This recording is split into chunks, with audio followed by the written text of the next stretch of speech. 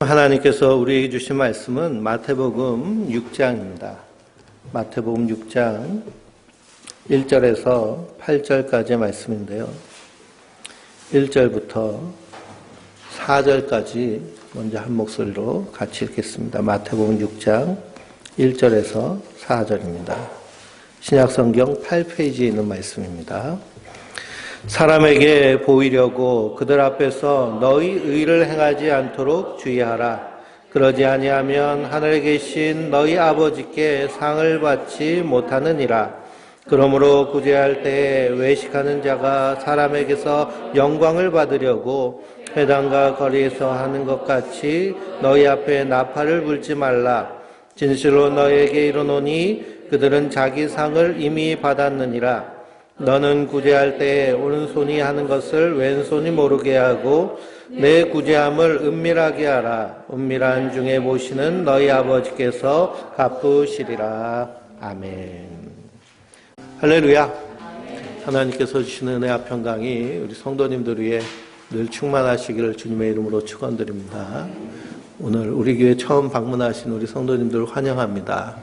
우리 선한 목자교회는 예수님만 바라보고 그리스도 안에서 자유하게 평안하게 신앙생활하는 그런 공동체입니다.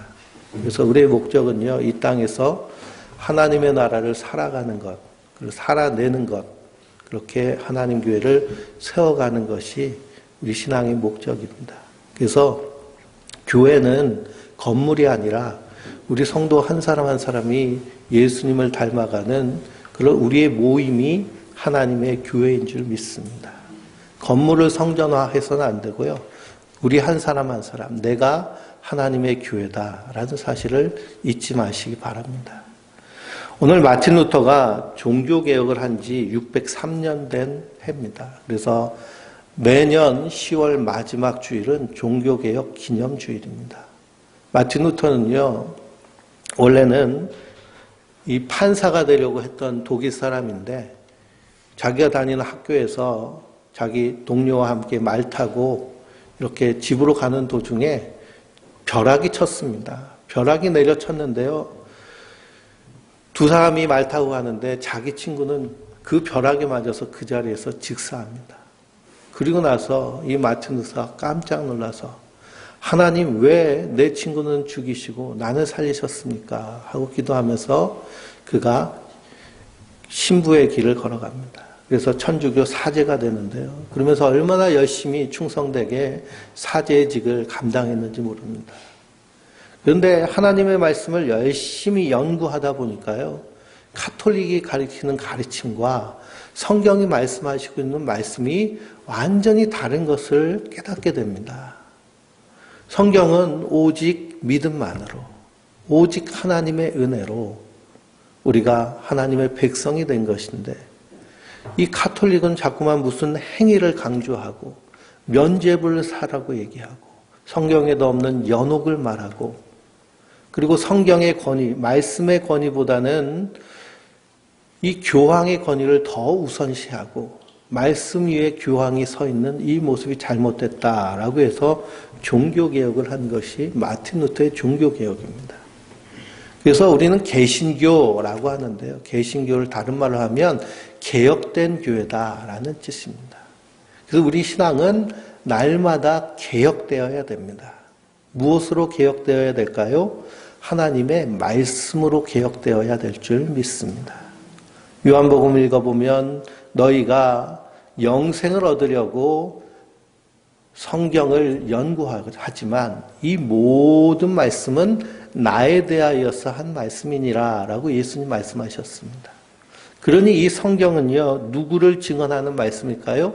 예수님을 증언하는 말씀입니다.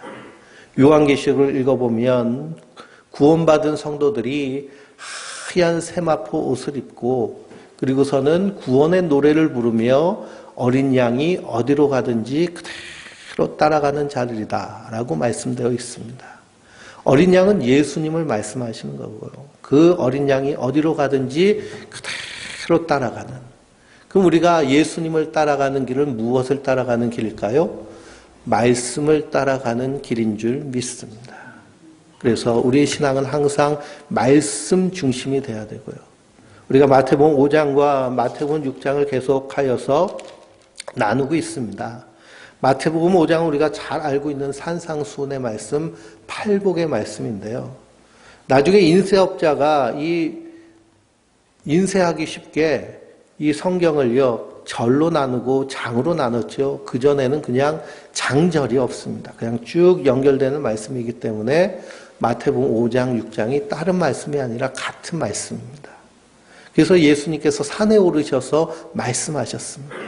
산에 오르셔서 말씀하셨다라는 것을 1차적인 독자인 이스라엘 백성들이 생각하기에는 산에서 말씀하신 분은 하나님이십니다.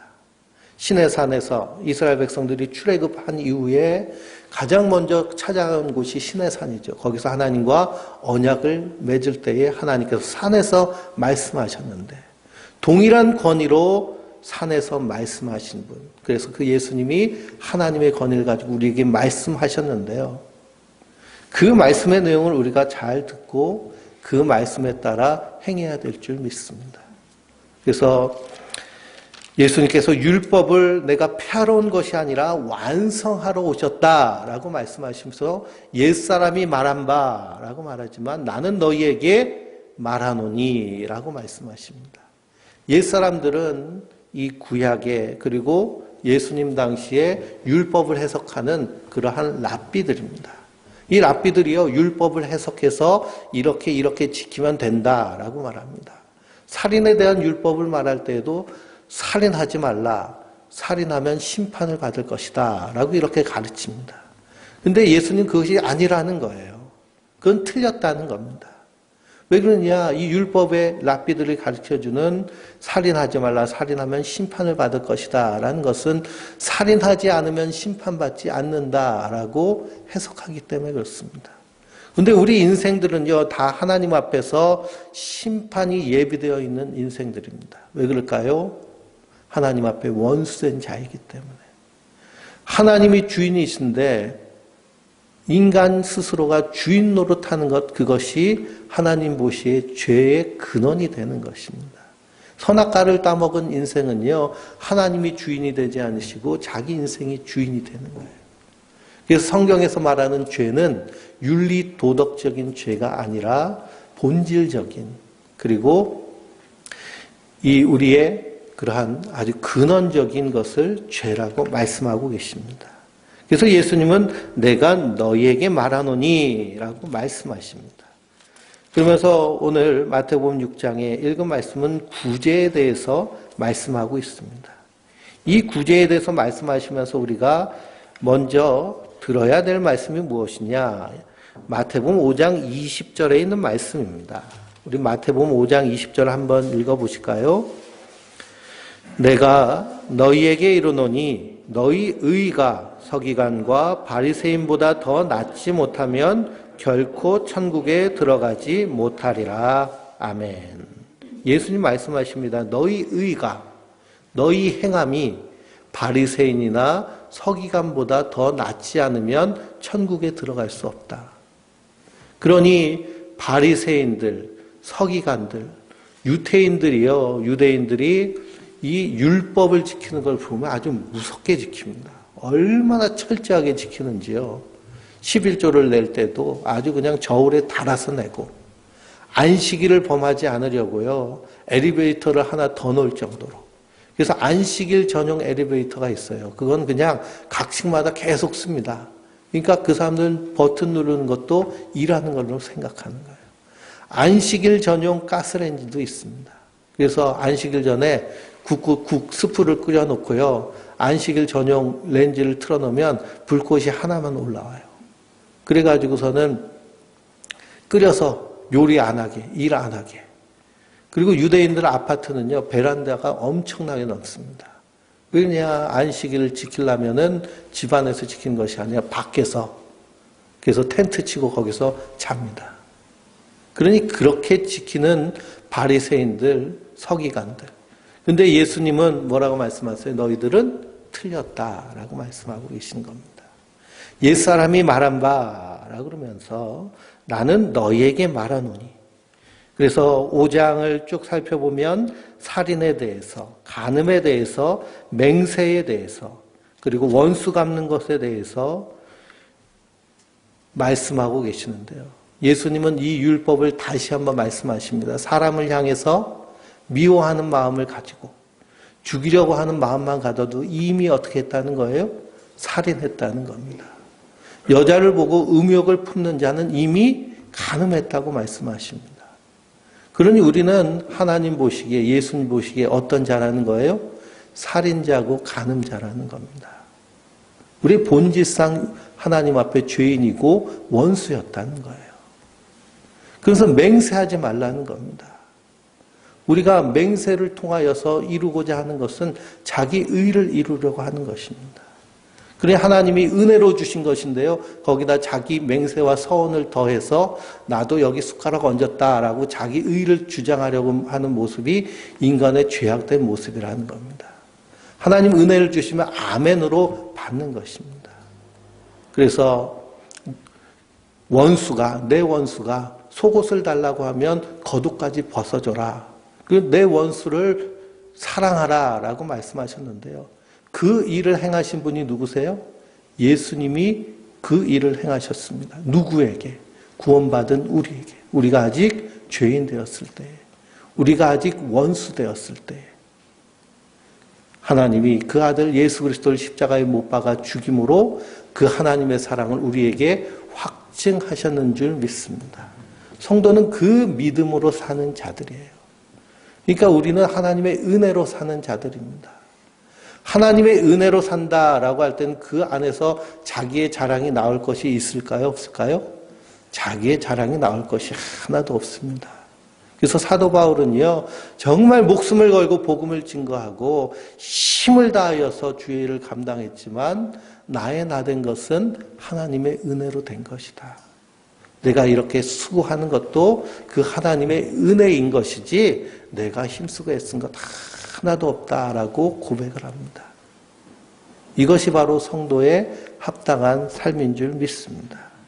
그런 구도로 오늘 말씀을 보면 오늘 말씀이 이해가 됩니다. 우리가 구제를 하죠. 구제를 하는데요. 그 구제하는 것 가지고 자랑하지 말라는 겁니다. 생색내지 말라는 거예요. 왜 그럴까요? 우리가 하는 이 모든 것이 하나님의 은혜로 하는 것이기 때문입니다. 그래서 우리 교회도 굿네이버스에 아이들 돕는 일을 하고 그리고 여러 가지 선행을 하는데요. 그래도 자랑할 것이 없는 것이 하나님의 은혜로 하는 것입니다. 그런데 바리새인들은 자기의 의를 드러내기 위해서 어떻게 했을까요? 사람 앞에 하는 것입니다. 그래서 6장 2절에 보니까 그러므로 구제할 때에 외식하는 자가 사람에게서 영광을 받으려고 회당과 거리에서 하는 것 같이 너희 앞에 나팔을 불지 말라. 진실로 너희에게 이르노니 그들은 자기 상을 이미 받았느니라 라고 말씀하십니다. 구제를 할 때에 외식하는 자, 외식이란 가면을 얘기하는 것인데 가면 쓰고 사람들에게 선한 척, 착한 척, 내가 이렇게 좋은 일을 했습니다라고 선전하지 말라라는 것입니다. 그래서 유대인들에게 있어서 3대 선행이 있습니다. 하나님의 백성은 반드시 3가지를 해야 되는데 그 첫 번째가 구제하는 것이고 두 번째가 기도하는 것이고 세 번째가 금식하는 것입니다. 그런데 중요한 것은 참된 신앙은 무엇이냐? 사람 앞에 하는 것이 아니라 하나님 앞에 하는 것이라는 거예요. 우리가 사람에게 보이기 위해서 신앙생활하면 참 힘들고 피곤합니다. 특히 목회자라든지 중직자들이 사람을 대상으로 신앙생활을 하면요. 저 사람보다 내가 더 기도해야 돼. 저 사람보다 내가 더 열심히 해야 돼. 그렇게 하면 자기 스스로도 힘들고 어려울 뿐만 아니라 이것은 하나님 앞에서 하는 것이 아니라 사람 앞에서 해버린 것이기 때문에 주님께서 뭐라고 하세요? 자기 상을 이미 받았느니라. 그러니까 하나님과 관계가 있다는 거예요? 없다는 거예요? 관계가 없다라는 것입니다. 그리고 우리가 어떤 선행을 할 때에도 어떤 마음으로 해야 되느냐? 하나님의 사랑에 감사하여서 하나님의 은혜로 해야 될 줄 믿습니다. 구제에 대한 말씀이 신명기 10장에 처음 나옵니다. 이스라엘 백성들을 향해서 과부와 고아와 나그네를 신원하고 돌봐줘라. 그들을 박대하거나 그들을 괴롭히지 말고 그들을 선하게 대하고 그들을 잘 대접하여서 사회적 약자인 고아와 과부와 나그네를 잘 보호해줘라 라고 말씀하십니다. 왜 그렇게 해야 되느냐? 너희도 애굽 땅에서 나그네였기 때문에. 그들이 애굽 땅에서 얼마나 큰 박해를 받았습니까? 나그네였는데 대접받지 못하고 오히려 노예가 되어서 중노동에 시달리는 그런 신세가 됐죠. 그런데 하나님께서 그들의 탄식을 들으시고 또 하나님께서 아브라함과 그 이삭과 야곱과 한 약속을 기억하시고 그들을 구원해 내십니다. 구원해 내시는데 10가지 재앙을 통해서 마지막 10번째 재앙은 장자의 죽음의 재앙인데요. 그때 이 이스라엘 백성들은 문설주에 어린 양의 피를 발라서 그 장자의 죽음을 면하게 되는 어린 양의 피의 공로로 은혜로 구원받은 자들이 이스라엘입니다. 그러니 너희도 애굽에서 나그네였다는 거예요. 그런데 누가 그들을 구제해 주셨나요? 하나님이 그들을 구제해 주신 줄 믿습니다. 그러니 나도 하나님의 은혜로 구원받은 자이기 때문에 그래서 단순히 구제란 것은 가난한 사람을 돕는 수준으로 끝나는 것이 아니라 그 은혜와 사랑을 알기 때문에 우리가 이 땅에서 구제하는 자로 서는 줄 믿습니다. 단순히 물질을 주는 것만으로 끝나는 것이 아니고요. 참된 구제, 그것은 무엇이냐? 사도행전 3장을 보니 베드로와 요한이 제9시 기도 시간에 성전에 올라가다가 태어날 때부터 안진뱅이였던 그 장애인을 봅니다. 그 장애인이 구걸을 하면서 뭔가 한 물질을 줄 것을 소망하면서 베드로를 바라볼 때 베드로가 뭐라고 했나요? 금과 은은 내게 없거니와 내가 내게 있는 것은 내게 주노니 곧 나사렛 예수 그리스도의 이름으로 일어나 걸어라 라고 그럽니다. 그랬더니 그가 일어나서 뛰기도 하고 걷기도 하고 성전에 들어가서 하나님을 찬미하게 됩니다. 그러므로 진정한 구제는 단순히 물질을 주는 것으로만 구제가 끝나는 것이 아닙니다. 예수 믿지 않는 사람들도요, 구제 많이 하는 사람 많습니다. 봉사하는 사람 많습니다. 그래서 겨울만 되면은, 자기 이름을 밝히지 않고 동사무소에다가 쌀을 갖다 주는 사람도 있고요. 그리고 구세군 이 종 올리면서 이렇게 구제 그 빨간 통에다가 1억씩 집어넣는 사람도 있고요. 그런 사람 많습니다. 그런데 성경에서 말하는 참된 구제, 하나님 기뻐하시는 구제는 무엇이냐? 예수 그리스도를 전하여 주는 것, 이것이 가장 귀하고 복된 구제인 줄 믿습니다. 왜 그럴까요? 하나님이 심판하실 이 세상 가운데서 건져내서 하나님의 나라로 옮겨놓는 일이기 때문에 그렇습니다. 그래서 금과 은은 내게 없거니와 내게 있는 것으로 내게 주노니 곧 나사렛 예수 그리스도의 이름으로 일어나 걸어라. 그러므로 예수님을 증거하는 것이 최고의 구제이고 아름다운 것입니다. 왜 그러냐? 그것은 내가 가진 것을 주는 것이 아니고요.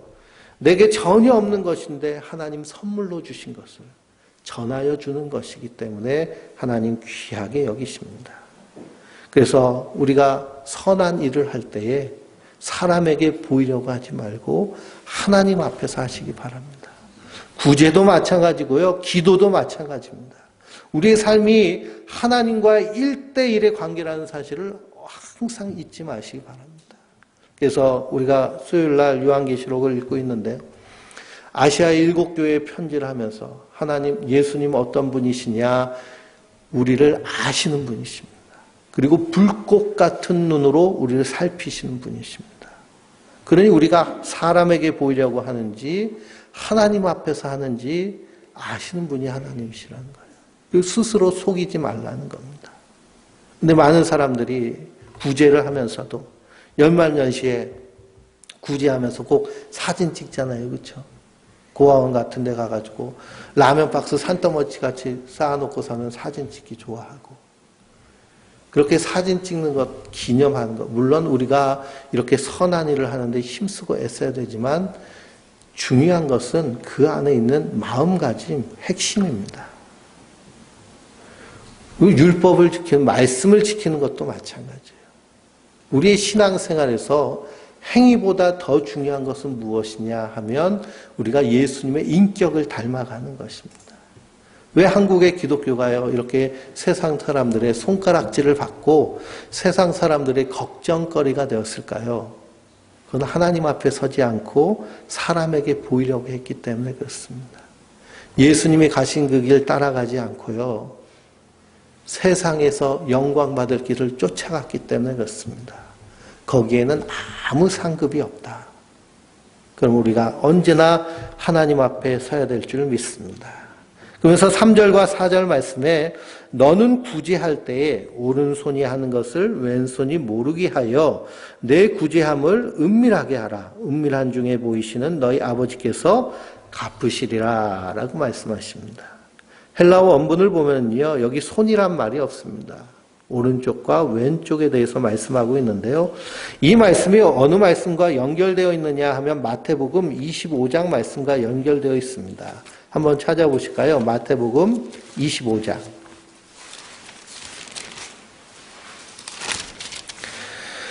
31절부터입니다. 마태복음 25장. 31절부터 먼저 40절까지 읽어보겠습니다. 같이 읽겠습니다. 인자가 자기 영광으로 모든 천사와 함께 올 때에 자기 영광의 보좌에 앉으시리니 모든 민족을 그 앞에 모으고 각각 구분하기를 목자가 양과 염소를 구분하는 것 같이 하여 양은 그 오른편에 염소는 왼편에 두리라. 그때 임금이 그 오른편에 있는 자들에게 이르시되 내 아버지께 복받는 자들이여 나와 창세로부터 너희를 위하여 예비된 나라를 상속받으라. 내가 줄일 때에 너희가 먹을 것을 주었고 목마를 때에 마시게 하였고 나그네 되었을 때에 영접하였고 헐벗을 때에 옷을 입혔고 병들었을 때에 돌보았고 옥에 갇혔을 때에 와서 보았느니라. 이에 의인들이 대답하여 이르되 주여 우리가 어느 때에 주께서 줄이신 것을 보고 음식을 대접하였으며 목마르신 것을 보고 하시게 하였나이까. 어느 때에 나그네 되신 것을 보고 영접하였으며 헐벗은 것을 보고 옷 입혔나이까. 어느 때에 병드신 것이나 옥에 갇힌 것을 보고 배웠나이까 하리니 임금이 대답하여 이르되 내가 진실로 너희에게 이르노니 너희가 여기 내 형제 중에 지극히 작은 자 하나에게 한 것이 곧 내게 한 것이니라 하고. 아멘. 그래서 마지막 때에 임금 되신 그리스도께서 보좌에 앉으셔서 심판하십니다. 심판하실 때 어떻게 나누세요? 오른편과 왼편으로 나누십니다. 그래서 오른편은 구원받은 양떼이고 왼편은 심판받을 염소떼입니다. 근데 그 오른편에 있는 자들을 향하여서 뭐라고 하세요? 복받을 자들이여 너희가 창세부터 너희를 위하여 예비된 나라를 상속받으라 라고 하면서 내가 줄일 때 너희가 먹을 것을 주었고 목마를 때 마시게 하였고 나그네 되었을 때 영접했다라고 말씀하십니다. 이것이 오른쪽이 한 것입니다. 그 오른쪽이 한 것이 뭐냐? 지극히 작은 자에게 한 것이 곧 나에게 한 것이다. 그러니 하나님의 은혜에 감사하여서 그 은혜로 내가 구원받았으니 이 땅에서 그 은혜로 살려고 하는 모습이 바로 오른쪽의 선자들의 모습인 줄 믿습니다. 근데 왼편의 선자들에 대해서 말씀하시죠. 계속해서 41절부터 46절까지 읽어보겠습니다. 또 왼편에 있는 자들에게 이르시되 저주를 받는 자들아 나를 떠나 마귀와 그 사자들을 위하여 예비된 영원한 불에 들어가라.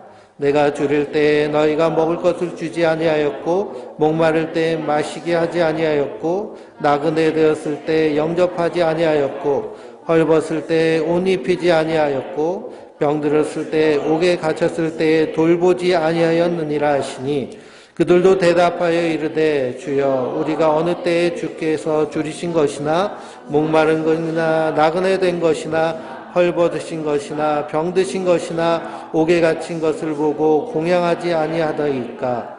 이에 임금이 대답하여 이르되 내가 진실로 너에게 이르노니 이 지극히 작은 자 하나에게 하지 아니한 것이 곧 내게 하지 아니한 것이니라 하시니 그들은 영벌에 의인들은 영생에 들어가리라 하시니라. 아멘. 그러니 그 왼편에 있는 자들은 자기 의를 위하여 덕을 쌓는 자들. 그러니 그들은 이미 자기의 상을 받았기 때문에 하나님과 관계가 없는 겁니다. 그럼 우리가 무슨 선한 일을 할 때에도 어떤 마음으로 하는 거예요? 하나님의 은혜에 감사하여서. 그렇게 우리가 살아가면 이 땅 가운데서 사람들이 보기에 교만해 보일 일이 하나도 없습니다. 대부분 어떤 사람이 구제를 하거나 선한 일을 하면 자기 의가 드러나서요 어깨뽕이 쭉 올라가죠. 목이 굳어지고요. 대단한 것 한 것처럼 뿌듯해합니다. 그런데 성도는 그럴 것이 하나도 없는 것이 우리는 더 큰 은혜를 받았기 때문에 마땅히 하는 것으로 우리가 생각하며 은혜에 감사하는 자들입니다. 그것이 오른편에 있는 자들이. 그렇기 때문에 오른편이 하는 것을 왼쪽이 알 수 있을까요? 없을까요? 알 수가 없는 것입니다. 왜 그러느냐? 하나님의 일과 사람의 일이 다르기 때문에. 그러므로 어느 한순간이라도 하나님 앞에 서 있다는 사실을 잊지 마시기 바랍니다. 우리는 십자가의 큰 은혜를 받은 자들입니다. 우리가 예배당에 들어오면 십자가가 달려 있잖아요. 십자가는 무엇의 상징이냐? 하나님의 은혜의 상징입니다. 우리가 구원받은 것은 우리가 열심히 주일 성수하고 11조하고 신앙생활하고 뭔가 큰 주의 일을 해가지고 구원받은 건가요? 그렇지 않고요. 우리가 아직 죄인 되었을 때, 우리가 아직 원수 되었을 때 하나님께서 우리를 사랑하셔서 우리를 택하시고 그 아들을 이 땅에 보내셔서 십자가에 못 박아 죽이심으로 그 피로 말미암아 구원받은 줄 믿습니다. 우리의 의는요 하나도 들어있지 않아요. 그러니 우리가 예배하는 것도 헌금하는 것도 봉사하는 것도 다 하나님의 은혜에 감사하여서. 그러니 우리 입에 감사. 근데 교회 안에서 봉사하고 헌신하고 무슨 일을 할 때 서로 불평하고 시기와 분쟁과 다툼이 있다면 그럼 그 일은 안 하는 것이 더 낫습니다. 먼저 하나님 앞에 서야죠. 하나님의 은혜를 온전히 알지 못하는 사람들이 무슨 일을 할 때는요 시기와 분쟁과 다툼이 일어날 수밖에 없습니다. 그러나 그 은혜에 감사해서 하면 하는 것마다 기쁨이 충만하게 되는 줄 믿습니다. 그런 자로 서시길 주님의 이름으로 축원드립니다. 또 주님께서 기도에 대해서 말씀하셨고요. 제가 주기도문을 그 다음 주부터 강의를 할 텐데요. 5절부터 8절까지 또 같이 읽어보겠습니다. 마태복음 6장 5절에서 8절입니다. 또 너희는 기도할 때 외식하는 자와 같이 하지 말라. 그들은 사람에게 보이려고 회당과 큰 거리에 어기에 서서 기도하기를 좋아하느니라. 내가 진실로 너에게 이르노니 그들은 자기 상을 이미 받았느니라. 너는 기도할 때에 내 골방에 들어가서 문을 닫고 은밀한 중에 계신 내 아버지께 기도하라. 은밀한 중에 보시는 내 아버지께서 갚으시리라. 또 기도할 때 이방인과 같이 중언부언하지 말라. 그들은 말을 많이 하여야 들으실 줄 생각하느니라. 그러므로 그들을 본받지 말라. 구하기 전에 너에게 있어야 할 것을 하나님 너희 아버지께서 아시느니라. 아멘. 우리가 기도합니다. 신앙생활에 있어서 기도는요 마치 호흡과 같은 그런 일이고 참으로 중요한 것입니다. 그런데 이 기도는 그리스도인들만 기도하는 것이 아니라 다른 종교 사람들도 기도를 해요. 그리고 무신론자들도 기도합니다. 무신론자들은 누구한테 기도할까요? 자기한테 기도하죠. 이걸 한번 해보자. 힘내자. 이것이 결국 자기에게 기도하는 기도의 모습입니다. 그래서 기도는 빌고 비는 것, 인간의 본능입니다. 자기 힘으로 되지 않으니까요. 어떤 초월적인 존재에 의지하고 의탁하는 것이 기도의 행위입니다. 특별히 대한민국 이 한민족은요. 기도를 열심히 하는 종족적 특성이 있습니다. 종특이라고 젊은 사람들 말하는데요. 왜 이런 이 한국 사람들은 기도를 열정적으로 하느냐 하면 이 한민족의 그 생성 과정을 보면 그렇습니다. 우리가 우랄 알타이어 어족인데요. 지금 저 중앙아시아의 카자흐스탄, 우즈베키스탄 거기서부터 발현된 씨앗이 바로 우리 이제 한민족의 씨앗입니다. 그 한민족이요. 태양을 쫓아서 동쪽으로 이동하다가 끝에 도달한 사람들이 한민족들입니다. 그래서 이 우랄 알타이어 어족들은 공통적으로 환웅에 대한 그런 하늘의 사람에 대한 공통적인 신화를 가지고 있습니다. 단군 신화에 나와 있죠. 그러니 특성상 태양을 바라보면서 태양을 쫓아간 사람이기 때문에 그런 종교성이 매우 강한 민족이 한민족입니다. 그래서 기도를 하죠. 기독교가 이 땅에 오기 전에 우리 그 어머니들은 정화수를 떠놓고 새벽마다 천지신명한테 기도했습니다. 그렇게 빌고 비는 것이요. 아주 종족적인 특성이 되어서 기도에 열심히 있습니다.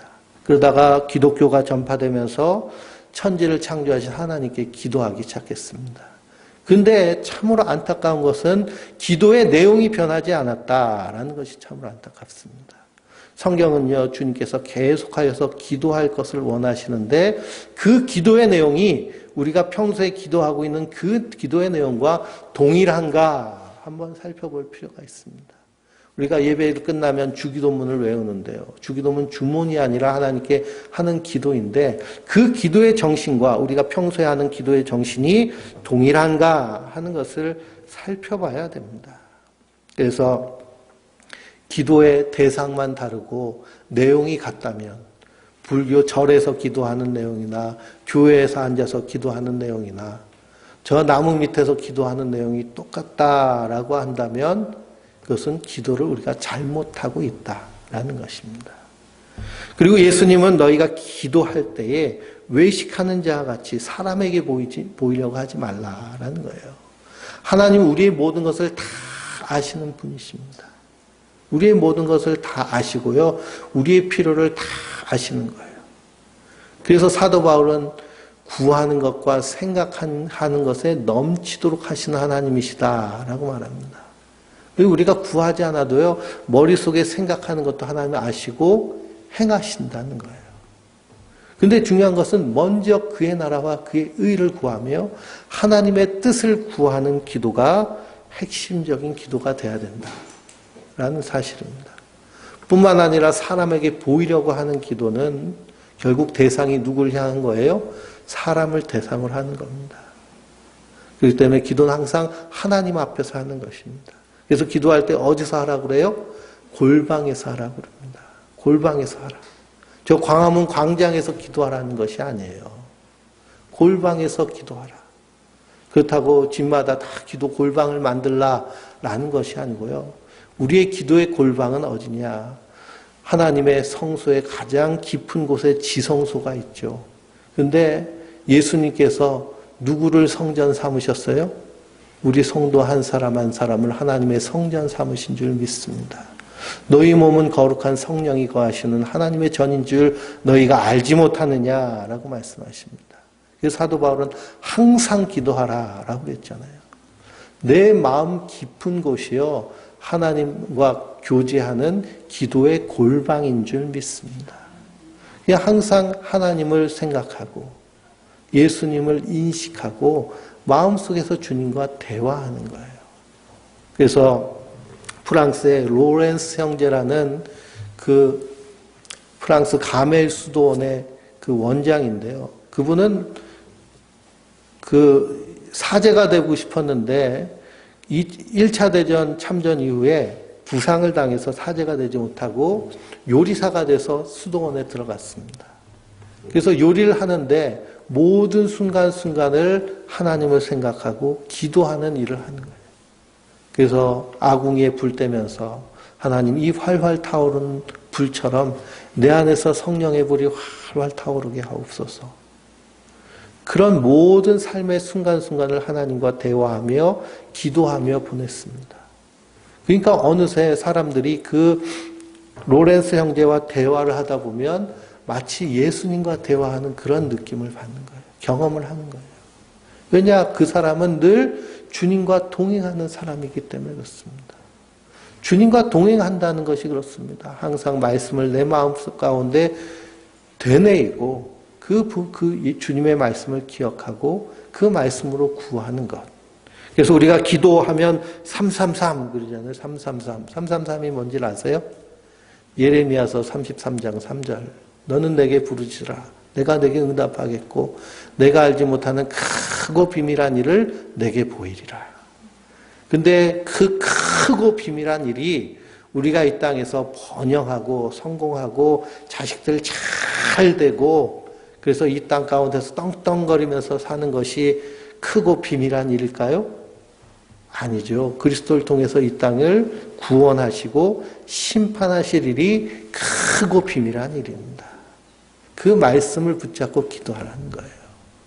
마태복음 7장 7절은 무슨 말씀입니까? 77 그래가지고 333 77 넘기시면 바로 나오잖아요. 7장 7절 구하라 그리하면 너희에게 주실 것이요 찾으라 그리하면 찾아낼 것이요 문을 두드리라 그리하면 너희에게 열릴 것이니 무엇을 찾고 두드리고 구해야 될까요? 그러면은 아버지께서 좋은 것으로 너희에게 주신다라고 했는데 누가복음 11장을 보면 그 좋은 것이 뭐예요? 성령님을 주신다는 겁니다. 요한복음 14장을 보면 성령이 너희에게 임하시면 죄에 대하여 의에 대하여 심판에 대하여 세상을 책망하시리라. 먼저 내가 책망을 받죠. 예수님을 믿지 않는 것이 죄고 예수 안에 있는 것이 하나님 앞에 온전한 의이고 그리고 이 세상을 심판하실 분은 예수님이라는 것을 분명히 깨닫고 이 땅 가운데서 하나님 나라를 소망하며 하나님 나라의 가치를 가지고 사는 것 이것이 성도의 삶의 모습인 줄 믿습니다. 그래서 이렇게 기도하라라고 말씀하시는 것입니다. 그래서 성도는 하나님 앞에 서는 자들 그리고 지금 이 순간 그리고 교회 문 밖을 나가서라도 우리의 일터에서도 누구와 항상 함께하는 자들이에요? 하나님과 주님과 함께하는 자들. 어린 양이 어디로 가든지 그대로 따라가는 자들. 그래서 창세기를 보면 에녹이라는 사람은 죽음을 보지 아니하고 하나님이 그를 데려가셨습니다. 그 이유는 뭘까요? 그가 하나님과 함께 동행하는 자였기 때문입니다. 성도는 날마다 동행하는 자들인 줄 믿습니다. 아침에 눈을 떠서 내 옆에 주님이 계신 것을 늘 확인하시기 바랍니다. 운전할 때도 혼자 운전하는 것 같아도 옆에 주님이 함께 앉아 계십니다. 그 사실을 언제나 기억하고 우리가 주님 오실 그날까지 이 땅 가운데서 하나님 나라를 세워가며 참된 구제, 복음을 증거하고 참된 기도, 하나님과 동행하는 하나님의 사람들 되시길 주님의 이름으로 축원드립니다.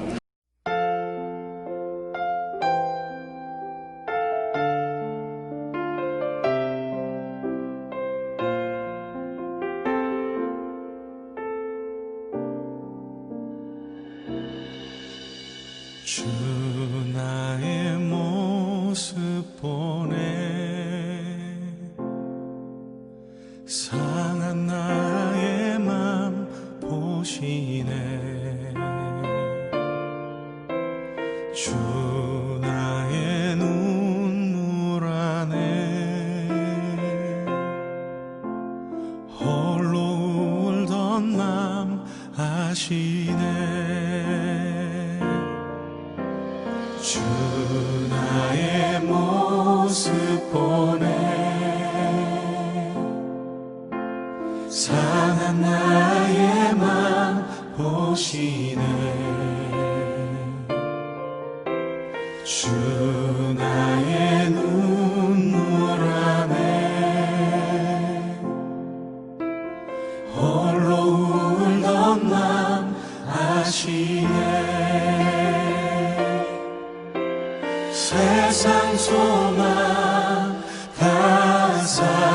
사라져가도 주의 사랑은 끝이 없으니 살아가는 이 모든 순간이 주 은혜임을 나는 믿네.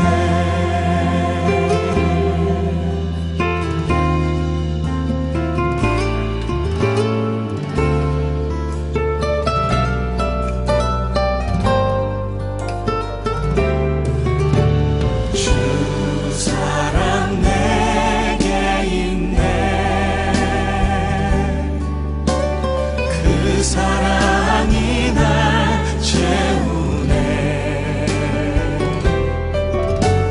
주 은혜 내게 있네.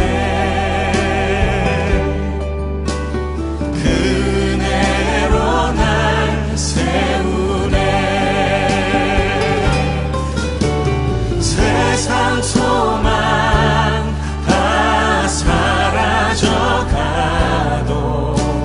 주의 사랑은 끝이 없으니 살아가는 이 모든 순간이 주 은혜임을 나는 믿네. 세상 소망 다 사라져가도 주의 사랑은 끝이